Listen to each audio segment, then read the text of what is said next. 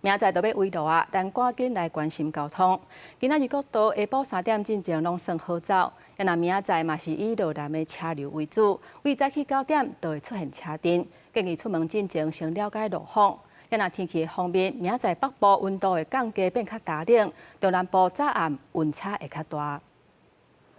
面向台中国际会展中心20公尺悬的大型无面空气红仔，那亲像变情，互人发徛。真侪民众拢来翕相打卡，也有为高雄上北来南投过年的民众，特别伫围路面前来看无面。觉得很有趣啊，很有趣，觉得很有趣，第一次来看到。不过因真幸运，因为气象署预告春节期间可能有7级的强风，所以15尾暗嘛，这个无明就会暂时消风。国一南向新竹路段有车多拥塞的情形，国三南向新竹系统到香山也有一些车多的情形。埔盐系统南向的路段呢，在下午的时候也是有车多拥塞的状况。